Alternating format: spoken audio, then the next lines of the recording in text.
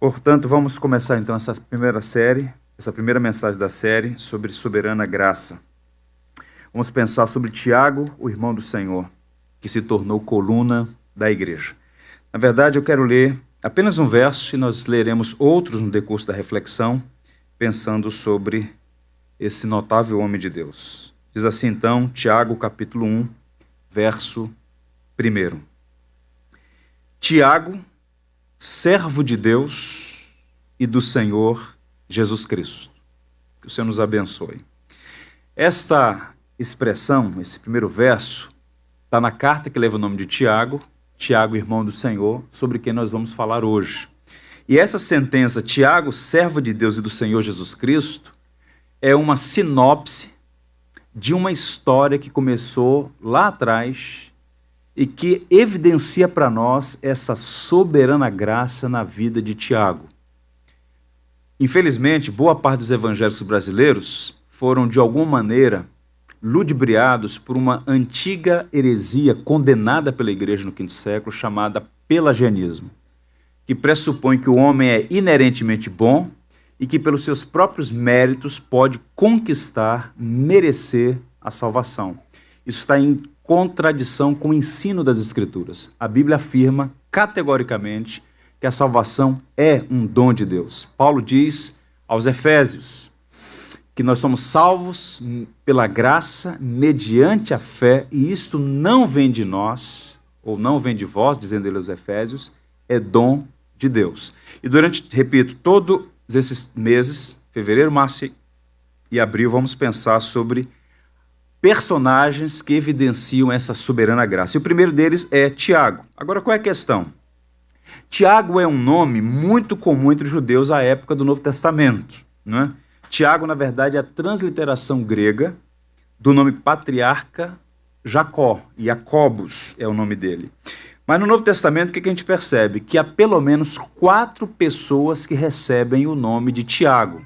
E apenas a guisa de introdução, para a gente não perder de vista isso, vamos ver aqui quais são esses nomes. Primeiro você tem Tiago, filho de Alfeu. Ele foi um dos discípulos de Jesus, também chamado de Tiago o Menor.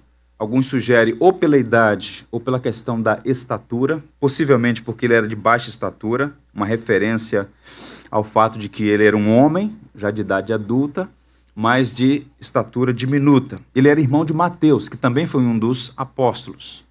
Você tem um segundo Tiago aí, que é filho de Zebedeu. Esse é filho de Zebedeu, irmão de João, o apóstolo. Portanto, é o segundo nome que aparece aí. E tem Tiago, pai de Judas. Sobre esse a gente sabe muito pouco, apenas que ele era o pai de Judas, que foi um dos discípulos de Jesus também. E o que nos interessa aqui, que está em destaque aí, é Tiago, irmão do Senhor. Pois bem, o que a Bíblia vai falar claramente sobre esse homem? Para algumas pessoas, essa expressão Tiago, irmão do Senhor, é estranha. Por que razão? Sobretudo no Brasil. Nós somos criados num país de forte influência romana, católica romana, em que, no ideário popular, as pessoas, ainda que não entendam a proposta dessa doutrina, ainda que não verbalizem ou não expressem confiança nessa doutrina, de alguma maneira elas foram influenciadas por uma doutrina chamada perpétua virgindade de Maria. O que significa isso? A ideia geral começou lá atrás, num livro apócrifo, um pseudepígrafo chamado Evangelho de Tiago, sugerindo que Maria nunca se casou depois da morte de José e nem com ele teve nenhuma relação sexual, de modo que ela não teve filhos nem filhas, portanto ela permaneceu virgem durante toda a sua vida. Quando a gente vai examinar a história da igreja cristã e, sobretudo, a Bíblia, a palavra de Deus, a gente percebe que a doutrina da perpétua virgindade de Maria não tem substância, ela não se sustenta à base das Escrituras. Vejamos o que é que Mateus diz no capítulo 1, verso 25. Despertado do sono, fez como lhe ordenara o anjo do Senhor e recebeu sua mulher, falando sobre José. Contudo, não a conheceu enquanto ela não deu luz um filho, a quem pôs o nome de Jesus. O verbo conhecer aqui no Antigo Testamento era muito usado nessa direção, e o Novo Testamento até reverbera um pouco isso, é um verbo usado para intimidade sexual. E o texto está dizendo o seguinte, que José recebeu Maria, depois que foi orientado pelo anjo, e ele não a conheceu, ou seja, ele não teve relacionamento com essa mulher, que era sua esposa, até o nascimento de Jesus, a quem pôs o nome da criança de Jesus. Lucas vai dizer o seguinte, e ela deu à luz o seu primogênito, enfaixou e o deitou numa manjedoura, porque não havia lugar para eles na hospedaria. Lucas fala de Jesus como sendo o primogênito, o primeiro. E há o relato de Mateus, também muito contundente, que diz assim, não é este o filho do carpinteiro? Não se chama sua mãe Maria e seus irmãos Tiago, José, Simão e Judas? Não vivem entre nós todas as suas irmãs? De onde vem, pois, tudo isto? Ora, oficialmente a Igreja Romana afirma que a expressão para irmãos aqui é primos. No entanto, quando a gente olha para as Escrituras e faz uma exegese, uma interpretação adequada, a gente percebe que a palavra grega para primo nunca é usada aqui nessa passagem, nunca é usada pelos autores do Novo Testamento, mas a palavra adelphos, que significa irmão de sangue. Inclusive, um historiador antigo chamado Flávio Josefo atestou isso na história. Jesus Cristo teve irmãos, irmãs, meio-irmãos do relacionamento de Maria com José. Pois bem, a partir desse pressuposto, eu queria a atenção dos irmãos para a gente fazer uma espécie de panorama da vida de Tiago e perceber como a soberana graça de Cristo o conquistou. E aí nós vamos ver etapas na sua história. Primeiro, vamos lá, a infância, crescendo com Jesus. No Novo Testamento, nós vamos encontrar muito pouca informação sobre esse homem. Tiago, irmão do Senhor, como disse Paulo escrevendo aos Gálatas.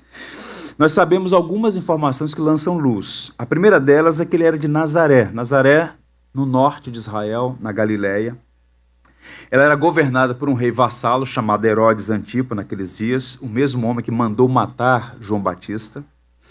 Pois bem, e a região de Nazaré, a cidade de Nazaré, que era muito pequena, uma aldeia na verdade, ficava muito perto da capital da Galileia, a famosa cidade de Séforis, que era uma cidade que foi moldada para ser uma vitrine da cultura grega. Ainda hoje algumas vestígios daquela imponente cidade no norte de Israel, a cidade na região da Galileia. Pois bem, eles foram criados ali. E era uma família que, embora vivesse na Galileia, era uma família muito devota, muito piedosa. E alguns indícios disso. Observe, por exemplo, os nomes dos filhos. Quais são os nomes deles? Tiago, Jacó, um patriarca. José, também nome de um patriarca, né? José do Egito. Simão e Judas, que foram dois heróis nacionais que lutaram na famosa Guerra dos Judeus, descrita no livro de Macabeus, ou a Guerra dos Macabeus. E todos eles moravam no norte, na região de Israel. Todos eles, como judeus, participavam das tradições judaicas. As festas, sobretudo a Páscoa, era uma família de grande devoção. Possivelmente os homens fizeram lá o Bar Mitzvah, a partir dos 12 anos, a iniciação da vida adulta. Pois bem, aos 13 anos fizeram a leitura da Torá numa sinagoga. Em Nazaré há uma antiga sinagoga, toda aquela região ali havia grandes e antigas sinagogas. E Jesus, observe que quando ele exerce seu ministério, ele está em Nazaré, ele entra numa sinagoga em Nazaré, ele lê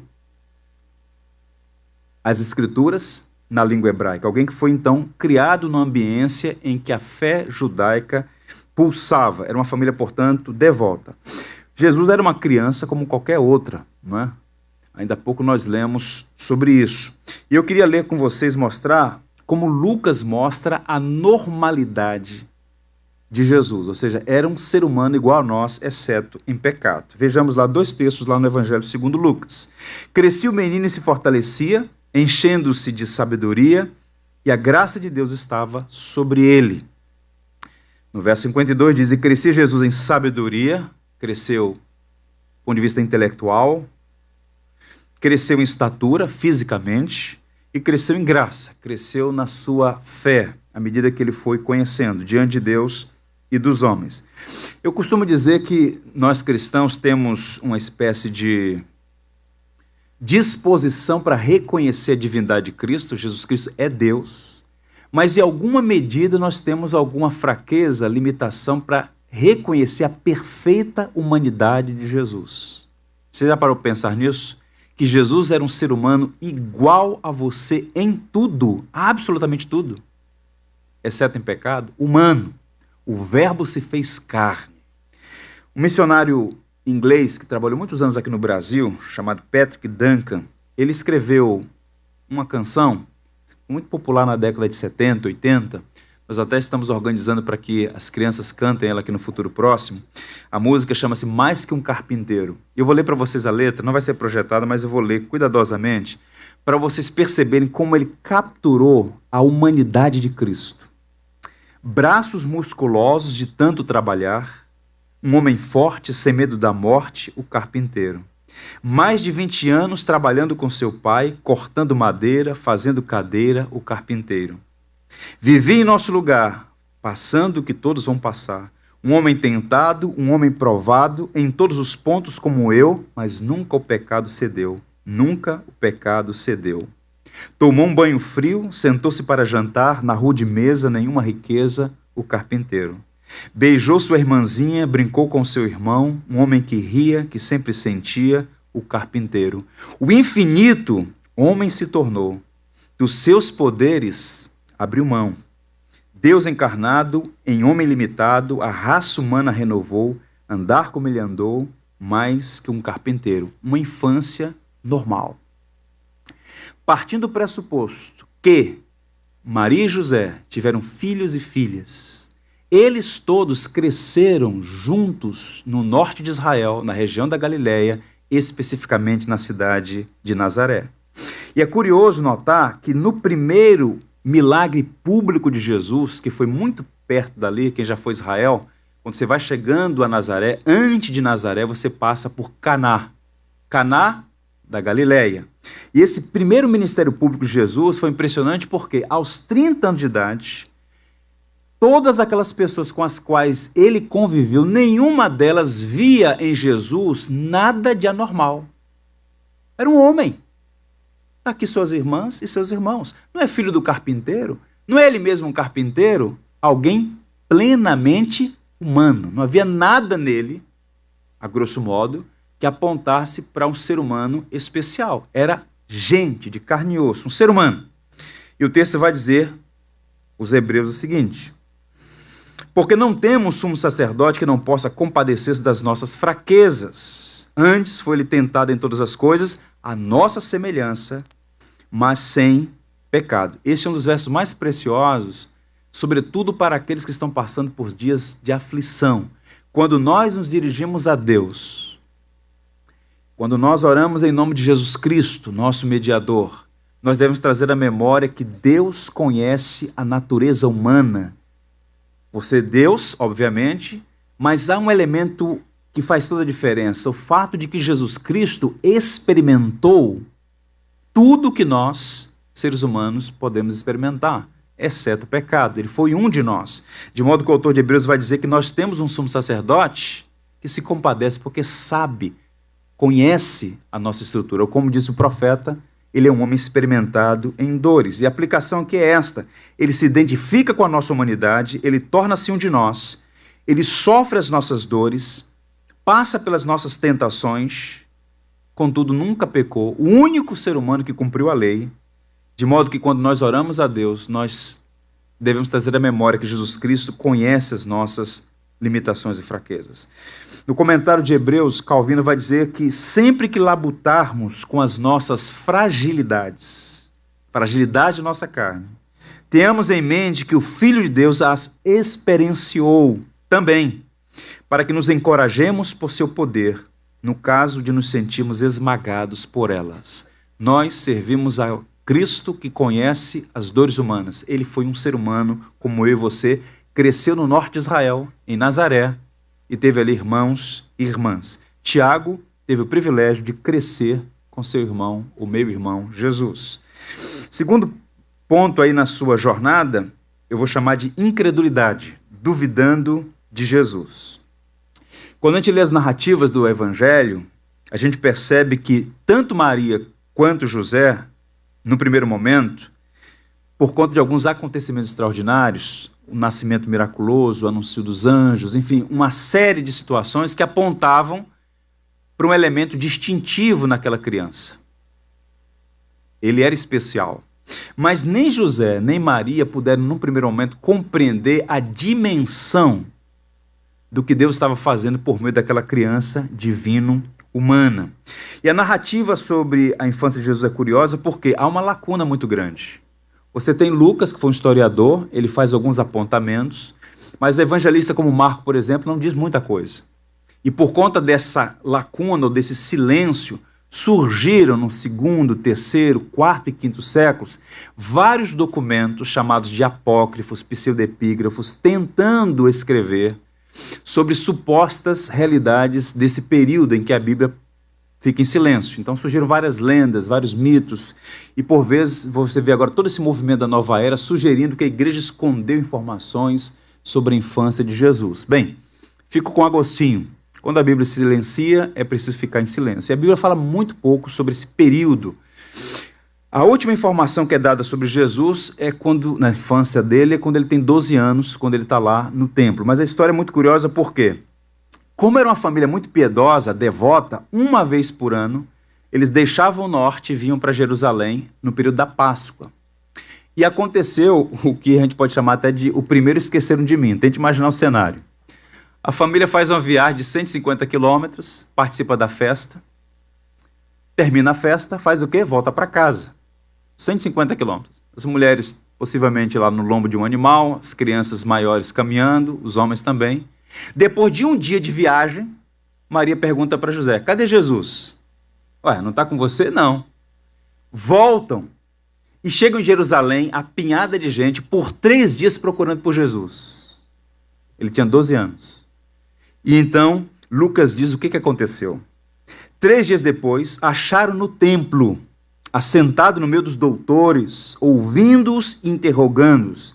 E todos os que o ouviam, muito se admiravam da sua inteligência e das suas respostas. Alguns teólogos conjecturam que nesse momento da vida de Jesus, ele tem a consciência messiânica.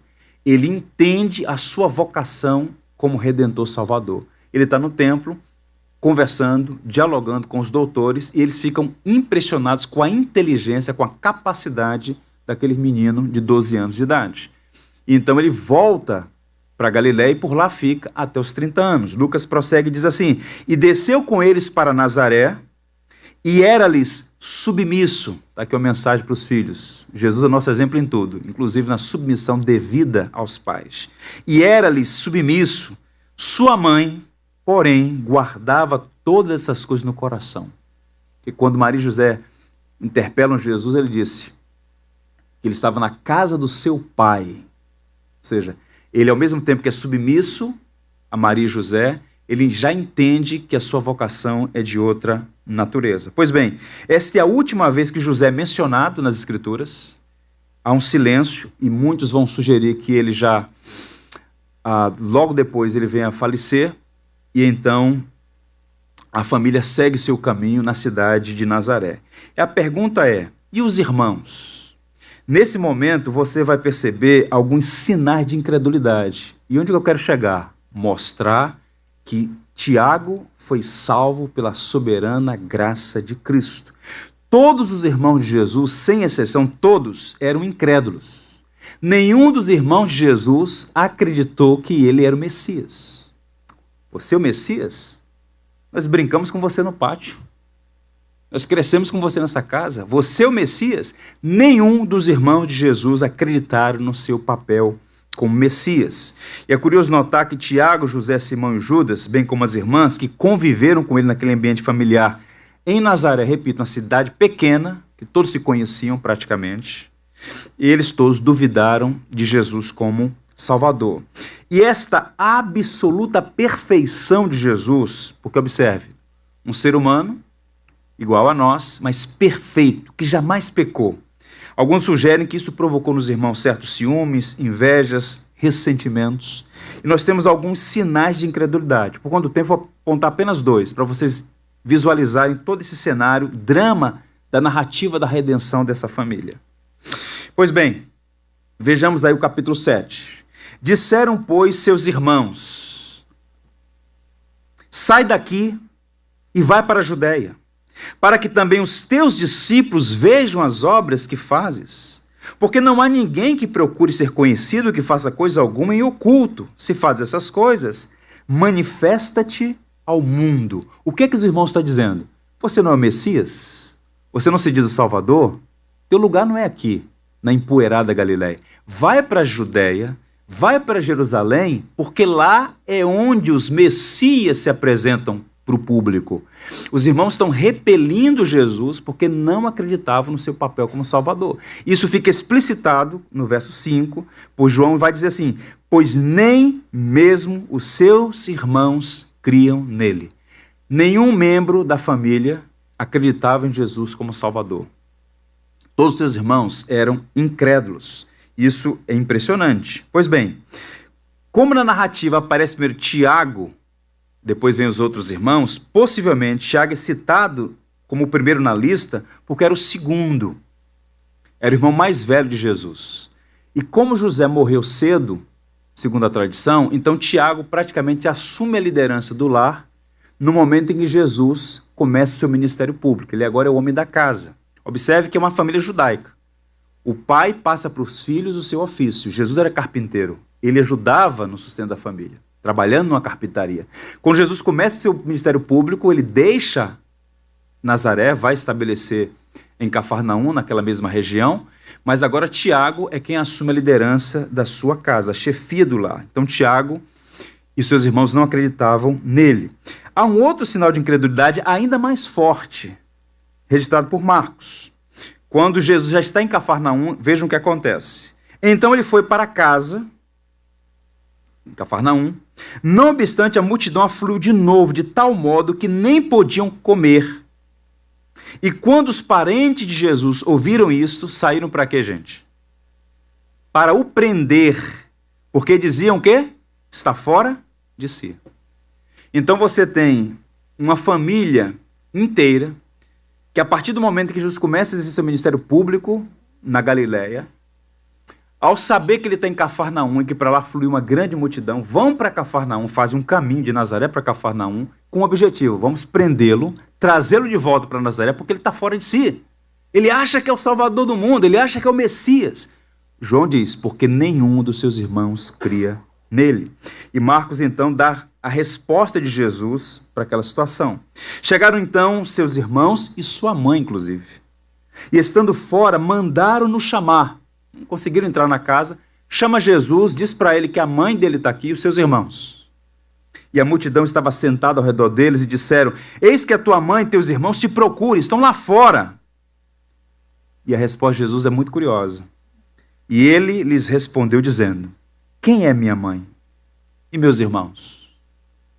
E olhando em redor para os que estavam sentados junto dele, disse: eis aqui minha mãe e meus irmãos. Porquanto qualquer que fizer a vontade de Deus, esse é meu irmão, minha irmã e minha mãe. Jesus não está desprezando a sua família, muito pelo contrário, até na última hora ele honrou Maria, pedindo a João que cuidasse da sua mãe. Jesus não está faltando com respeito com seus irmãos, a quem certamente ele amava. O que Jesus está apontando para nós aqui é um princípio que por vezes nos esquecemos. A fidelidade a Deus deve estar acima da lealdade à nossa família. O que é que está em jogo aqui? A família colocando sob suspeição a sanidade de Jesus. Ele está fora de si. E vão para lá fazer um caminho talvez de 50 quilômetros de Nazaré para Cafarnaum para prendê-lo. E a multidão diz: olha, lá fora está tua mãe e teus irmãos. E Jesus olha para aquela multidão e diz: quem é minha mãe? Quem é meus irmãos? Quem faz a vontade de Deus. Ele não está desprezando nem negando a sua filiação com eles, mas apontando que a fidelidade a Deus deve estar acima da lealdade à família. O Warren Wiersbe comenta essa passagem, diz assim: em vez de ceder, Jesus usou essa crise para ensinar uma lição espiritual. Sua família é constituída de todos os que fazem a vontade de Deus. Jesus sentia-se mais próximo de publicanos e pecadores que creram nele do que de Tiago, José, Judas e Simão, seus meio-irmãos, ainda não convertidos. Esse é um ponto que a gente precisa considerar, a incredulidade dos irmãos. Mas, quando a gente vai olhar a Bíblia com cuidado, percebemos que todos eles se converteram. Quando? Como? Vejamos aí a conversão de Tiago, servindo ao Senhor Jesus. Repito, todos eles eram incrédulos, Tiago, sobretudo, que era, digamos, o chefe da família.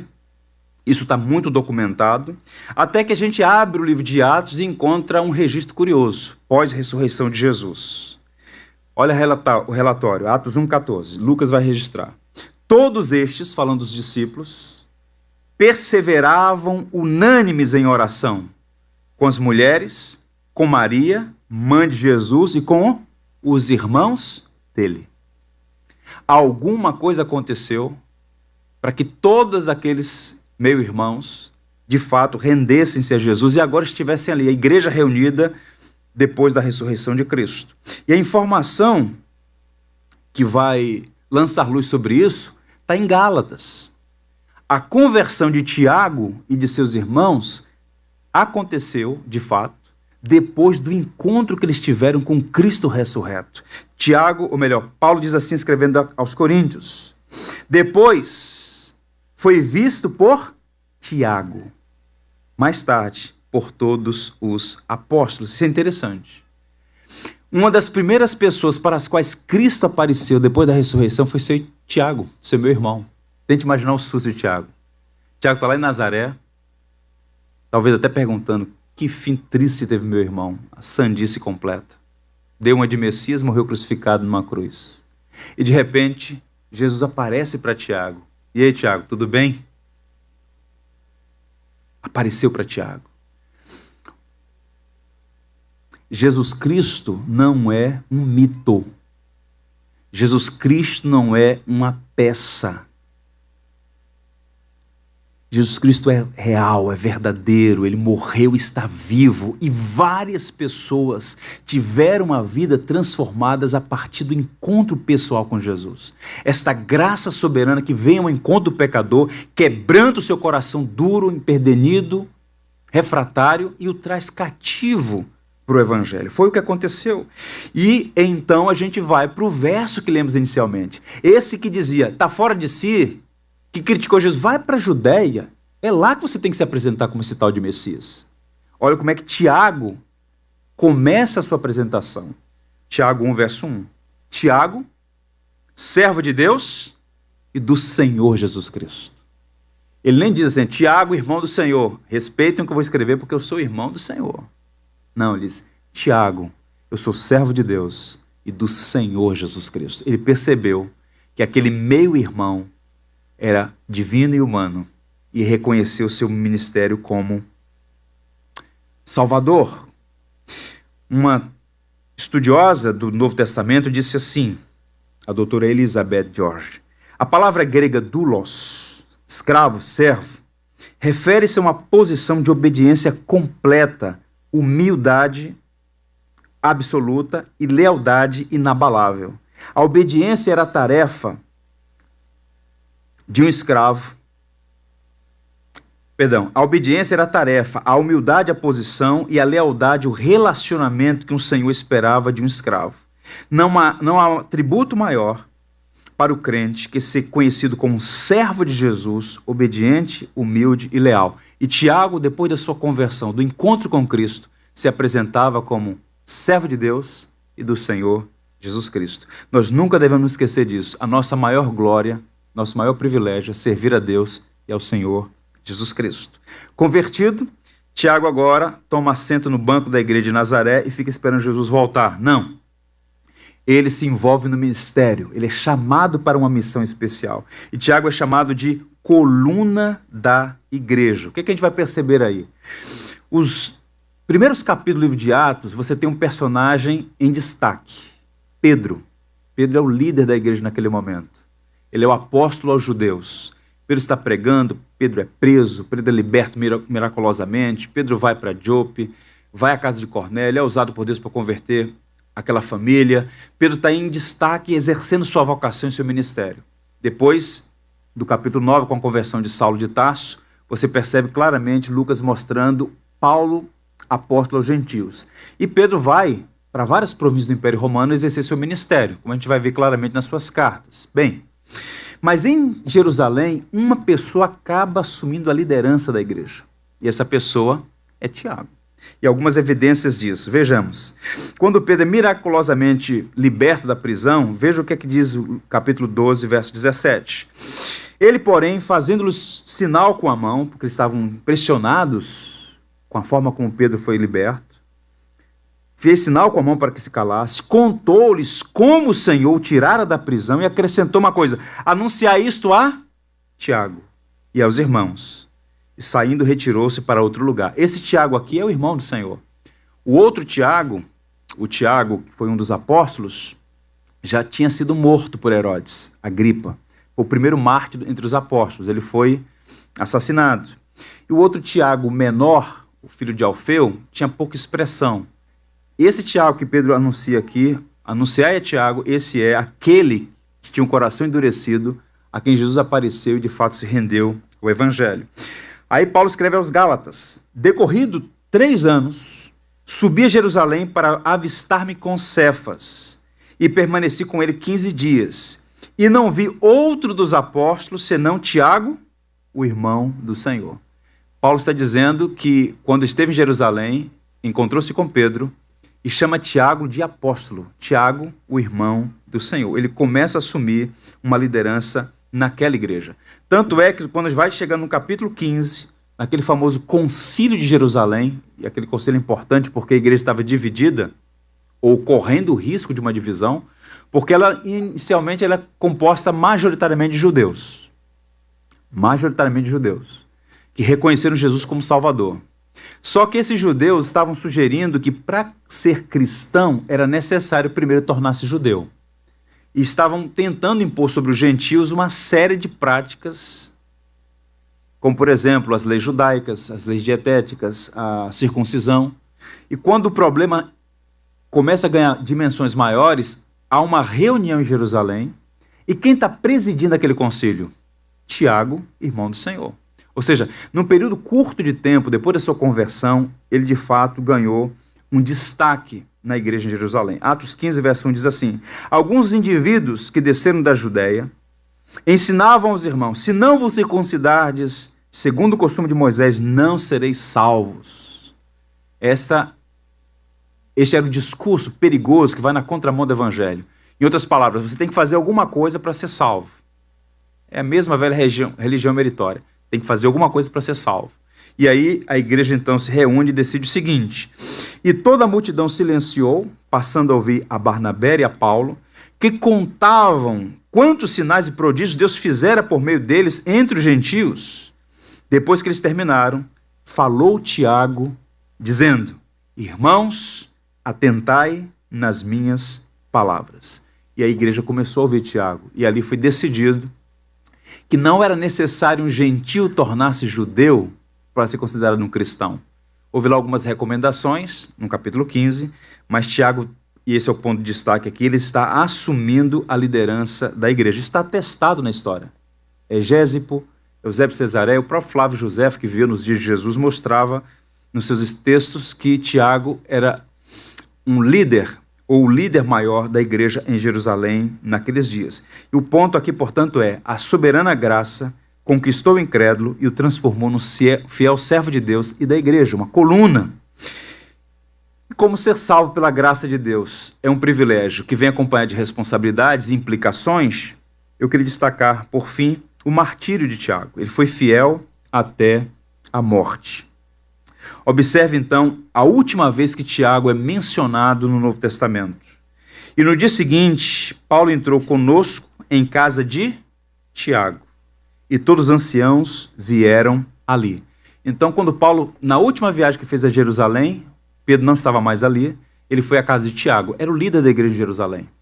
Ali ele estava exercendo o seu ministério. É a última vez que tanto Paulo quanto Tiago são mencionados nesse cenário de Jerusalém. À época, o procurador romano na Judéia era um homem chamado Pórcio Festo, que veio a falecer, e houve uma vacância na procuradoria romana na Judéia. E nesse período, um homem chamado Ananos, um sumo sacerdote, profundo ódio aos cristãos, em particular por Tiago, ele fez um plano sórdido para acabar com a vida de Tiago. A narrativa histórica vai apontar que Tiago é chamado ao templo para que pudesse fazer uma exposição sobre quem é Jesus Cristo, e Tiago o fez nos pórticos do templo, e ao terminar a sua exposição, as pessoas então foram instigadas contra Tiago, ele foi levado ao cimo do templo, do pináculo, ele é arremessado de lá, não morre com a queda, ele é apedrejado ali naqueles dias, no ano 67. Vou ler para vocês aqui a narrativa do doutor Aramis, baseado na obra do Joséfo. O Senhor tinha planos para Tiago. Em um ato de graça divina, depois de sua ressurreição, Jesus apareceu pessoalmente a Tiago. Nesse ato de misericórdia, Cristo dissipou a dúvida e escárnio de Tiago. E ele foi radicalmente transformado. Quando aparece no livro de Atos, ele é um homem sem desprezo. Pelo contrário, é uma pessoa que adora Jesus como seu Senhor e Salvador. Por fim, a lealdade amorosa de Tiago para com Jesus era tão forte a ponto de entregar a sua vida como Marte, ao invés de negar seu irmão como Senhor. Ele, portanto, entra para a galeria dos heróis da fé como alguém que, alcançado por esse grande amor, por essa maravilhosa e bendita graça, permanece fiel até a morte e cumpre o seu ministério e a sua vocação. Meus irmãos, nós estamos hoje nesse primeiro domingo de fevereiro, diante da mesa do Senhor, trazendo à memória o fato de que Cristo morreu por nossos pecados e ressuscitou para nossa justificação. E o que é que nós devemos trazer à memória nesse memorial? Que o Evangelho tem causado impacto profundo na vida de pessoas, famílias, até mesmo nações inteiras. Não é apenas um relato vago, mas de fato uma história transformadora. E a história de pessoas transformadas pelo Evangelho podem ser resumidas a partir dessa expressão: é graça do início ao fim. Tiago era refratário, endurecido, incrédulo, desprezava ser meu irmão, mas naquele encontro pessoal com Cristo ressurreto, teve a sua vida transformada. E a transformação foi tão intensa que ele viveu toda a sua vida a partir de então para servir a Deus e a igreja, e a sua lealdade era tão firme que ele estava disposto a morrer, mas não negava a Jesus, a quem chamava de seu Senhor e Salvador. Portanto, fica a pergunta para nós todos: esta soberana graça nos alcançou? Há sinais de que o nosso modo de pensar sobre Jesus foi transformado a partir desse encontro pessoal? Há evidências em nós de que somos de fato discípulos de Cristo? Servimos a Deus? Servimos a sua igreja? Até onde vai a nossa profissão de fé? Se a nossa vida estiver sob risco, manteremos nossa lealdade ao Evangelho? Ou negaremos a Cristo? Tiago é uma prova cabal de que o homem é salvo pela soberana graça de Deus. E que essa salvação não é barata. Ela vem acompanhada de uma série de transformações que glorificam o Redentor.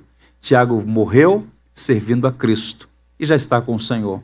Eu lhes encorajo a comer do pão e a beber do cálice, agradecendo a Deus por essa soberana graça que nos alcançou e que continua a trabalhar em nós para que sejamos cada vez mais fiéis a Cristo e leais ao Evangelho.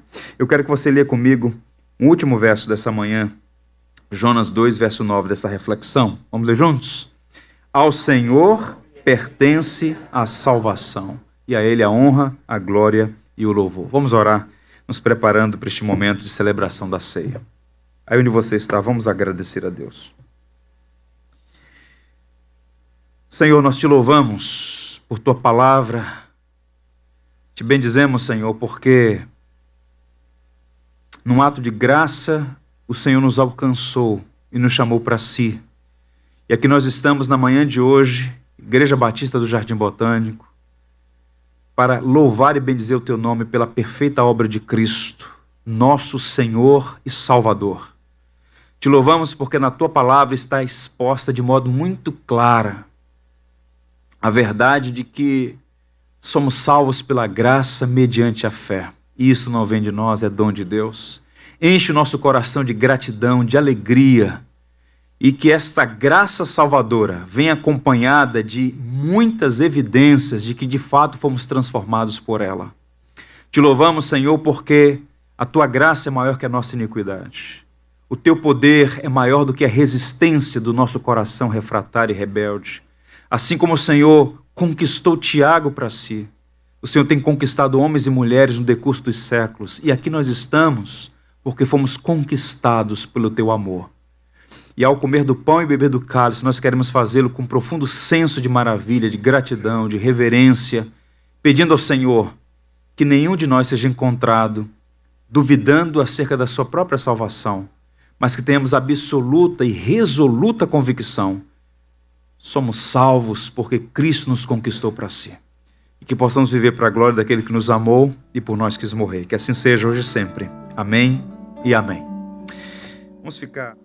Por tudo que tens feito, por tudo que vais fazer, por tuas promessas e tudo que és, eu quero te agradecer com todo o meu ser. Te agradeço, meu Senhor, te agradeço, meu Senhor, te agradeço por me libertar e salvar, por ter morrido em meu lugar, te agradeço, Jesus, te agradeço,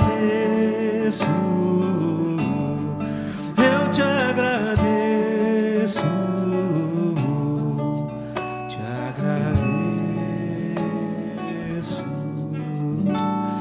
por tudo que tens feito, por tudo que vais fazer, por tuas promessas e tudo que és. Eu quero te agradecer com todo o meu ser. E aí? Te agradeço, meu Senhor. Te agradeço, meu Senhor. Te agradeço por me libertar e salvar, por ter morrido em meu lugar, te agradeço, Jesus, te agradeço.